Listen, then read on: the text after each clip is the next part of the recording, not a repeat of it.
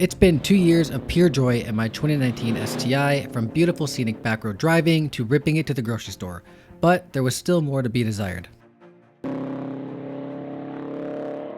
So I'm venturing into something new, and that of course is a new build. And yes, it's a 2011 WRX. So what are the current modifications on this car right now? How does it compare to my 2019 WRX STI? What issues does it have? And what are the ultimate plans for this build? It's currently full bolt-on, running the Cobb flex fuel sensor and Cobb's fuel pressure sensor. Also under the hood is a Cobb SF intake, which sounds like a jet engine. To take advantage of E85, it's also running the 1050cc IDX injectors and an AEM high flow fuel pump. For maintaining temps, it's running a Grimspeed top mount intercooler, and for improved reliability, the Killer Bee oil pickup tube and baffle has also been installed on this car. On the outside, it's running ESR SR01s paired with Continental SRS Plus tires, and while they're not a summer tire, they give the car a good enough feel for handling that can be used for all seasons.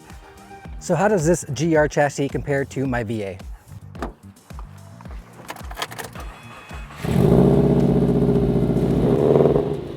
So one of the first things I noticed is actually just how light the car feels all the way around. The car feels lighter in general. I think it's only a couple 100 pounds lighter than the VA, but still it just feels really light, and I kind of like how that feels, but what I don't like is how light the steering wheel feels.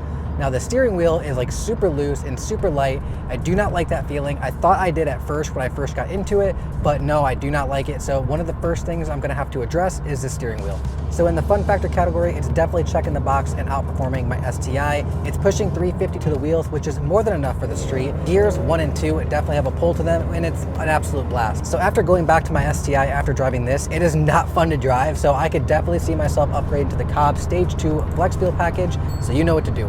Of course, the 2019 STI is going to take the cake visually. It's newer, it's got better amenities inside, it's more comfortable, and it's probably one of the best design chassis they have to date. Now, when the narrow body hatch first came out, nobody liked it. It just was not a fan favorite, but when they redesigned it with the GR wide body, it started to become a fan favorite in the community, and I absolutely love the look of the hatch. Let me know what you think down in the comments below. So what problems does this car have right now? We have power steering fluid everywhere. I mean, it's all over the undercarriage. It's all the way down the trans. It's basically covered, so there's definitely a power steering fluid leak here somewhere. It looks like there's also a small oil leak, but this could just be the Fomoto drain plug, so I'm gonna swap that out anyway, so I'm not worried about that. I don't see anything that looks like it's leaking from anywhere insignificant, so I'm sure it's just that plug. The overall condition of the undercarriage is not that bad. I mean, the lower control arms in the front are a little crusty. The rear is actually way worse on the front in total rust, but I could probably clean it up a little bit and make it be fine. So the real question is going to come down to how is the engine health? So the first thing I'm going to do is a compression test on the engine. Now, I should have did a compression test before I bought the car, but I wasn't too concerned about it because I knew who owned the car before me. I would do a leak down test also, but the problem with that is that you have to have the pistons in the right location, and it's a little more complicated with the engine in the car. So we're going to see what the compression's like and then go from there. I'm going to start with the passenger side first. It's probably a little bit easier to get those spark plugs. I just have to pull the intake out to get access to that. I also need to pull the fuel pump fuse so that way no fuel is going into the cylinders and it doesn't actually try to start on me. So I'm going to pull that fuse to get this intake out, and we'll get those spark plugs out. Fuel pump 15, bottom right.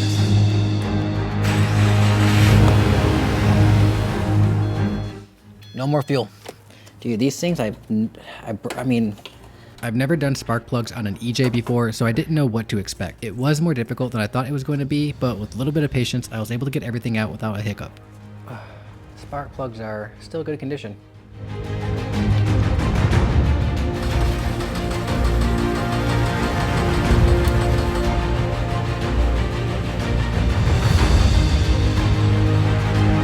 So we're at 120 on cylinders. I think it's 2 and 4, both on the passenger side. So we're good here.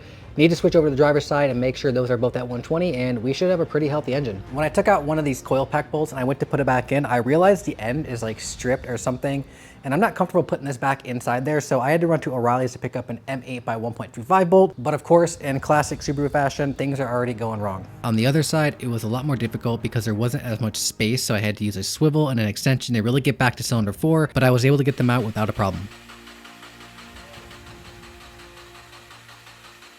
I got it reversed, so the passenger side were cylinders 1 and 3, and I just tested 2 and 4. They are also at 120 PSI. So now on to the ultimate question, what are the plans for this car? This car will be a dedicated track car, but I'm hoping to eventually run it in grid life time attack, but it needs some work. First and foremost, the car has a steering rack problem that needs to be addressed. We'll start by upgrading that to a 2015 Plus rack with a better steering ratio. On the outside, we'll keep it relatively simple.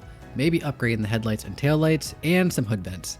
More importantly, we'll need to swap out the wheels with a lighter track-oriented set. Keeping with the track theme, when we get inside the car, we need to upgrade to some bucket seats, change up this steering wheel setup, and swap out this outdated radio. The power right now is fine as is, so a major focus for this car will be on the handling and drivability.